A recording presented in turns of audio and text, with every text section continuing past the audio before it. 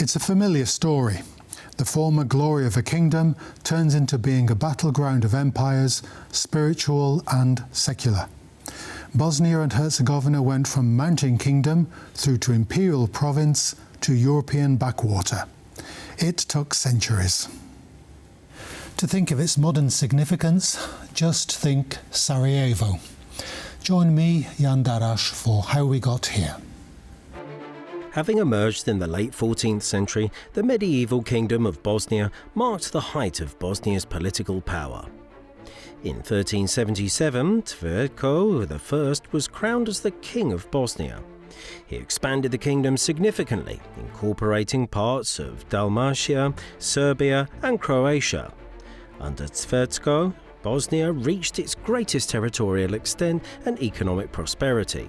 However, following Tvrtko's death in 1391, the kingdom's standing weakened due to internal conflicts and finally annexed by the Ottomans under Sultan Mehmed II in 1463. During the over 400-year Ottoman rule, Bosnia enjoyed a degree of autonomy, with local Bosnian nobility often serving in the Ottoman administration and receiving land in exchange for military service. Bosnia became a key military and strategic region, with Bosnian Muslim troops such as the Janissaries and the Sipachi cavalry serving in the Ottoman army. It is under the Ottomans that a significant portion of the Bosnian population converted to Islam. In the 19th century, the Serbian uprisings and the Greek War of Independence encouraged nationalist sentiments and weakened the Ottoman Empire. In 1875, the Herzegovina uprising against taxation and economic hardship triggered wider Balkan conflicts. Following the Congress of Berlin, Bosnia and Herzegovina was occupied by Austro-Hungary and formally annexed in 1908. This period saw growing nationalist movements, setting the stage for Bosnia's role in the events leading to World War I. Following Austria-Hungary's defeat in 1918, Bosnia and Herzegovina became part of the newly formed Kingdom of Serbs, Croats and Slovenes, later renamed Yugoslavia in 1929. The dissatisfaction among Bosnian Croats and Muslims soared as Serbian political elites dominated the kingdom. Ethnic tensions grew, particularly between Serbs and Croats, with Bosnian Muslims caught in the middle. When Nazi Germany invaded Yugoslavia in 1941, Bosnia and Herzegovina were incorporated into a fascist puppet state controlled by the Ustasi regime. Meanwhile, the communist partisan resistance movement, led by Josip Broz Tito, fought against both the Ustasi and the German occupation. By 1945, the partisans had liberated Bosnia, and the region became part of the Socialist Federation Republic of Yugoslavia. I'm delighted to welcome today our guest, Dr. Jan Darasz, a Bosnian author, or an author of Bosnia, and a political analyst. Welcome to the programme. Hello. Can you give us an idea of what the Bosnian kingdom in the Middle Ages looked like? Was it a player in its own right, or was it just a sheltered mountain kingdom? Kingdom of, or the statehood of Bosnia existed since early or Middle Ages, and its autonomy was very much limited by influence of foreign actors, mostly Hungary, Croatia, Serbia, and later on by the Ottoman Empire and the Ottoman state. But it did had its upheaval, as we could see during the Tvrtko I and earlier Stefan II Kotromanić. And as such, it was a influential and visible and recognized on the international scene by the Pope himself, kingdom, which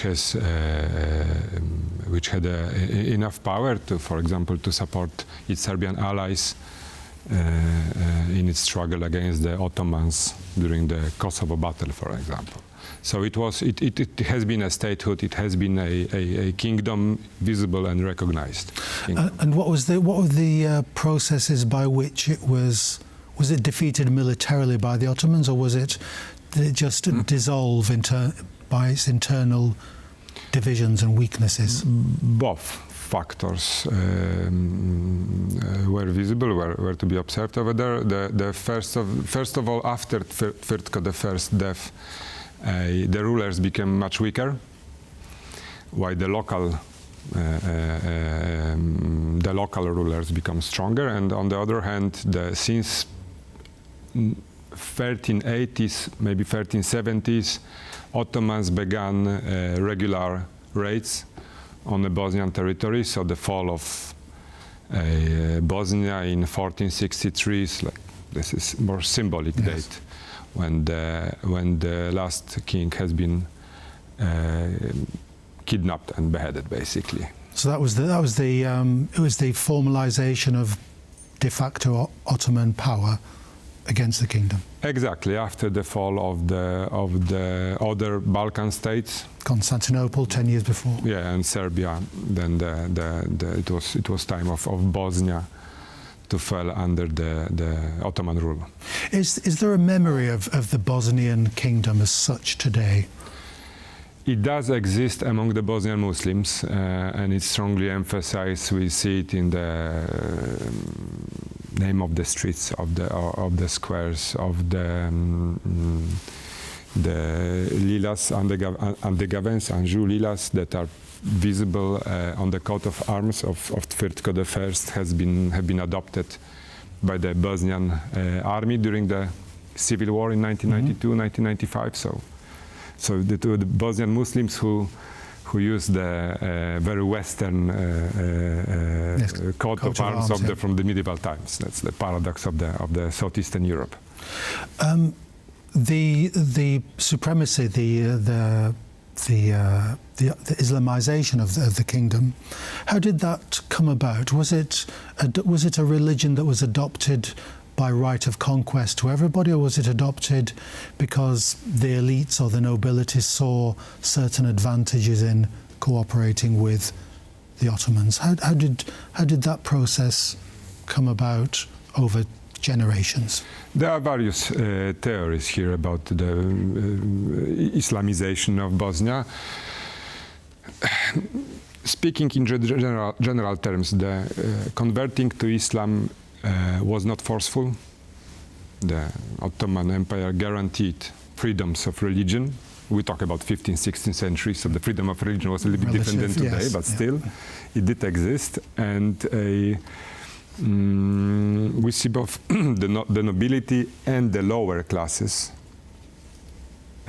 turning or adopting Islam as their religion.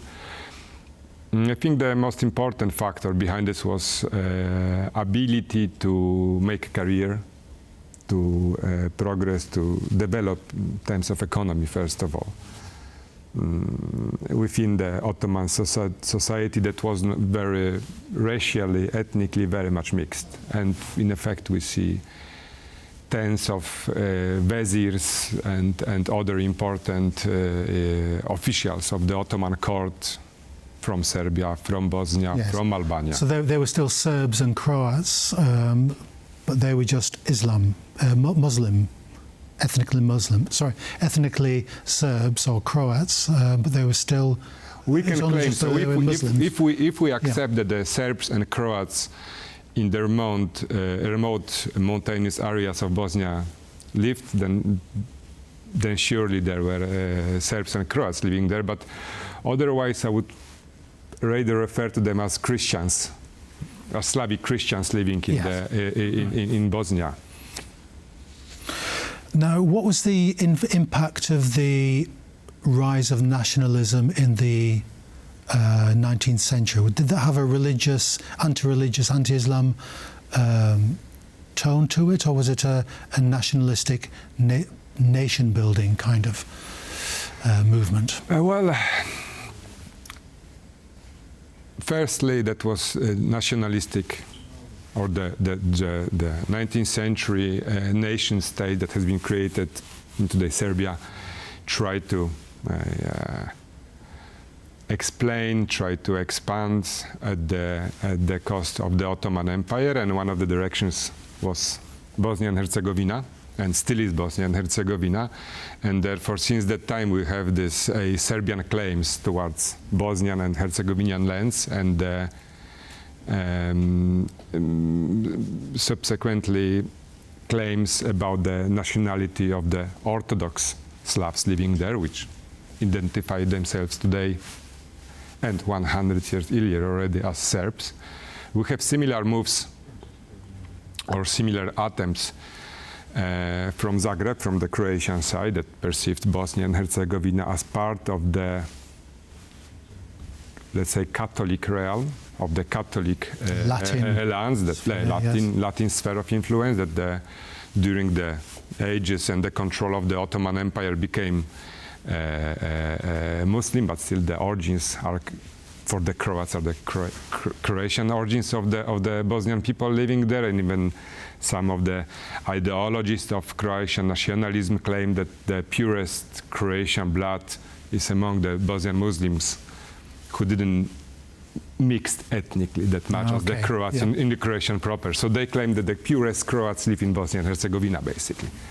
And when it's a huge subject in itself, the fall of the Ottoman Empire, especially in the Balkans, as the Ottoman power receded, which powers intervened to fill the vacuum? Well, that's in Bosnia and Herzegovina. We are talking since the basically 16th and 7th century. There is Habsburg Empire actively involved in this part of Europe. They're fighting the wars against the Ottoman Empire, and for this very reason, in 18th and 19th century, the Russian Empire become involved in Southeastern Europe. So, firstly, the great powers are interested in the Ottoman Empire because other great powers are interested in the Ottoman Empire. And secondly, we keep forgetting that Bosphorus and the straits to the Mediterranean Sea, and the Mediterranean Sea itself has been a major trade route between the East and the West. We are talking about the Western civilization and Persia, India, and China from the other side. And access to this trade route via the Balkans could be perceived as the major goal to be achieved by Russia, for example. We'll take a look at a clip now that will show us the history of Bosnia and Herzegovina from the Second World War onwards, and then we'll discuss that later. Bosnia and Herzegovina was one of 6 socialist republics within Yugoslavia, ruled by communist leader Josip Broz Tito from 1945 until his death in 1980. His regime was authoritarian, suppressing nationalism and dissent, but it also oversaw industrial development and urbanization. Bosnia's capital, Sarajevo, emerged as a key cultural and political hub, and even hosted the 1984 Winter Olympics. Bosnia's population was, and still is, ethnically and religiously diverse, composed mainly of Muslim Bosniaks, Orthodox Christian Serbs and Catholic Croats. Under Tito's rule, that diversity was held together by centralized control, but when Tito died, the cracks began to show. Long-simmering nationalist sentiments came to a boil, and economic grievances destabilized Yugoslavia. As rickety Yugoslavia began to creak and fall apart in the early 1990s, Bosnia and Herzegovina held a referendum for independence on March 1, 1992, a move boycotted by many Bosnian Serbs. Bosnia's declaration of independence from Yugoslavia on April 6, 1992, triggered an armed conflict with Bosniaks, Croats and Serbs. The Bosnian War saw ethnic cleansing, including the Srebrenica massacre of 1995, where over 8,000 Bosniak men and boys were killed by Bosnian Serb forces in what would later be recognized as a genocide by the international courts. Sarajevo, the Bosniak majority capital, was under siege from 1992 to 1996, the longest siege of a capital city in modern warfare. Civilians lived under constant shelling and sniper fire for nearly 4 years. NATO eventually intervened, launching airstrikes against Bosnian Serb forces in 1995. This international pressure played a crucial role in ending the conflict. Eventually the war ended with the Dayton Agreement of 1995, which divided Bosnia into 2 political entities, the Federation of Bosnia and Herzegovina with a Bosnian Croat majority, and the Republic of Srpska, inhabited largely by Serbs. Today, Bosnia and Herzegovina remains a complex and fragile state, governed by Bosniak, Serb and Croat leaders in the framework of a tripartite presidency. Overseeing the civilian implementation of the Dayton Agreement is the High Representative.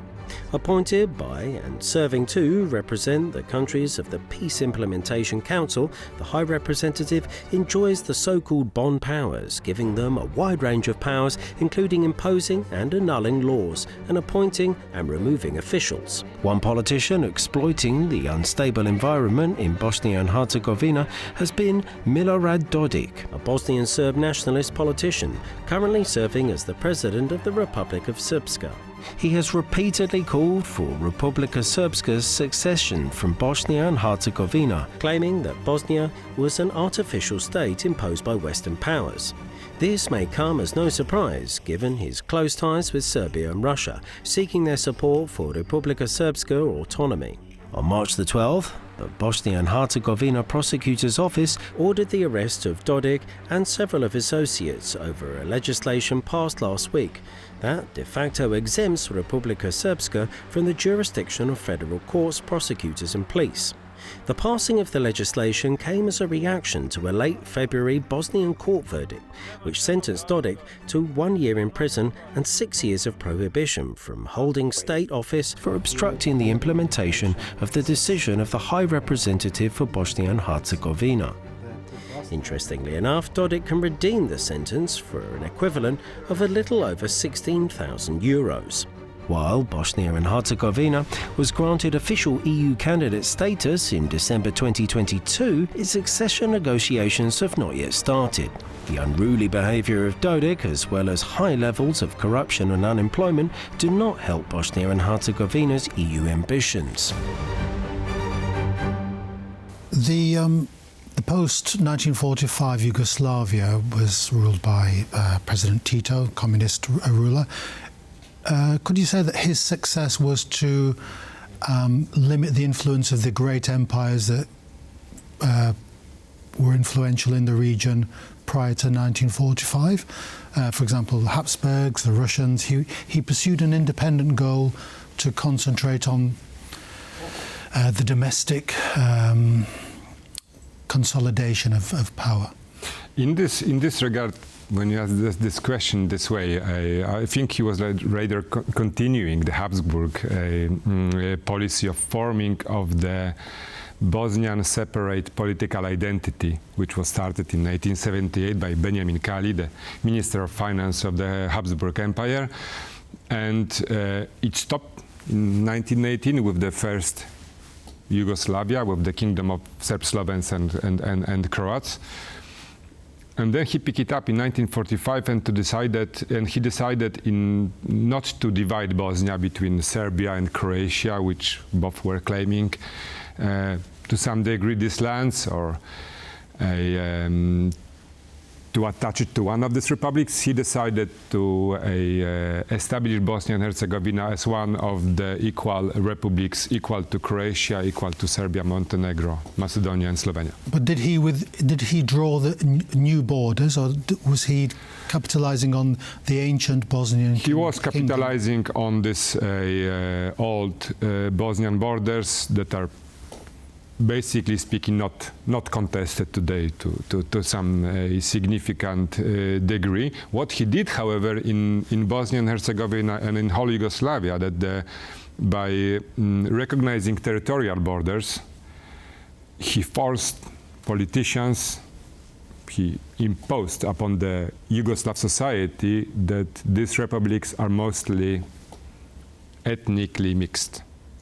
And therefore the territorial borders did not overlap with ethnic borders, which we could see the tragic, at the end of the day, consequences of it in 1992, 1991. Yes, how did Yugoslavia, what are these simmering, we hear about the simmering troubles between the different republics and the different ethnic groups. What were they in fact about?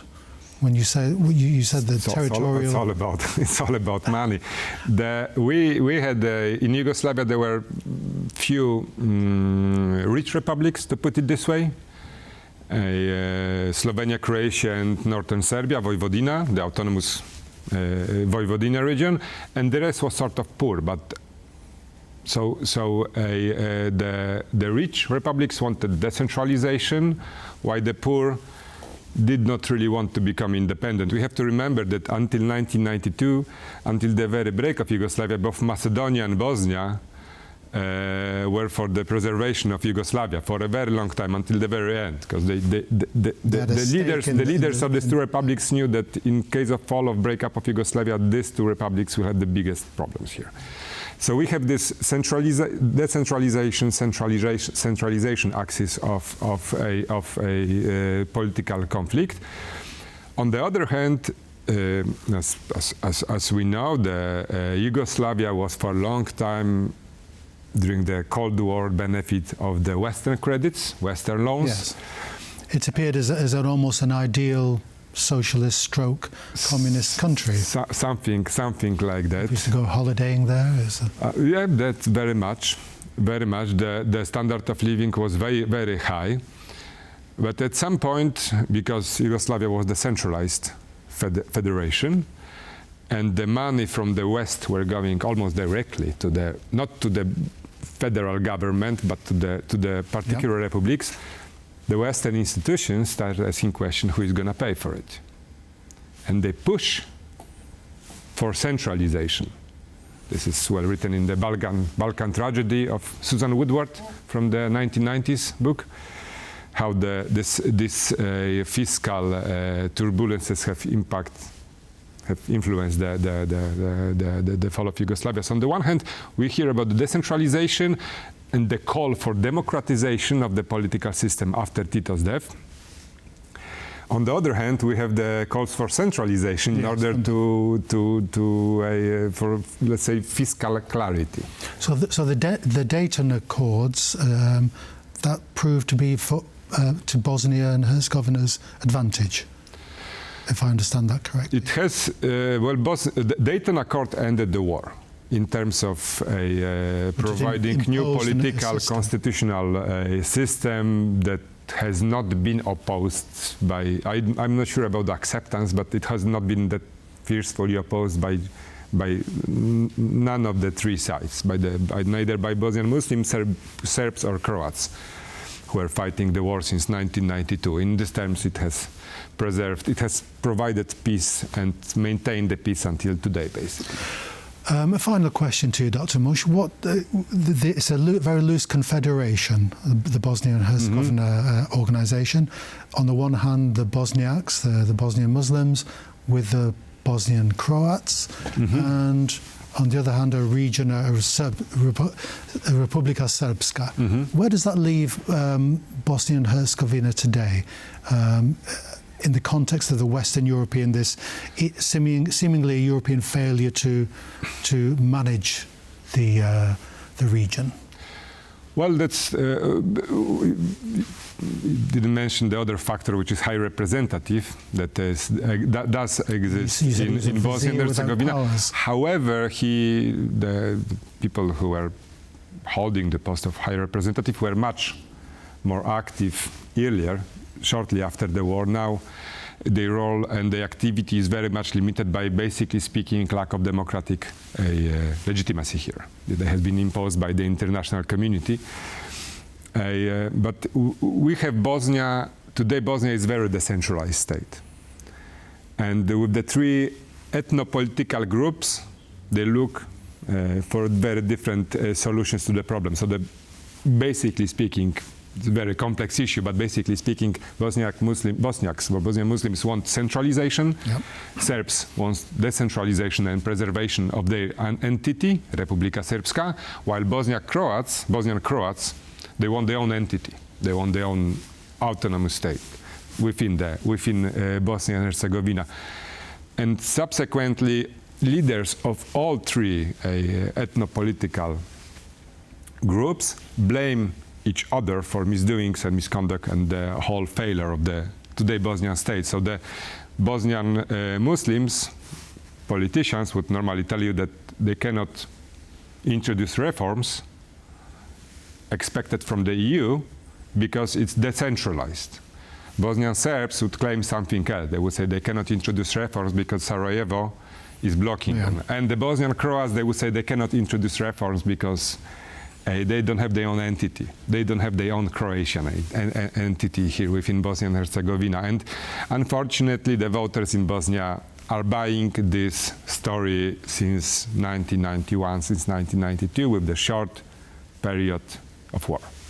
A final short question to you. Where does that leave the prospect of peace for the country, Bosnia and Herzegovina? Is it doomed to have these tensions within its borders imposed by the external powers? That's the $1 million or $1 billion question. I don't think I can answer this question. I know that the fall of Bosnia and Herzegovina, division of Bosnia and Herzegovina, dissolution of Bosnia and Herzegovina would have very bad impact on the rest of the whole region, including Bosnian Muslims living in Serbia and in Montenegro, including Albanians living in Northern Macedonia, including Albanians living in Montenegro, including Serbs living in Montenegro, including, and so on. We can calculate it.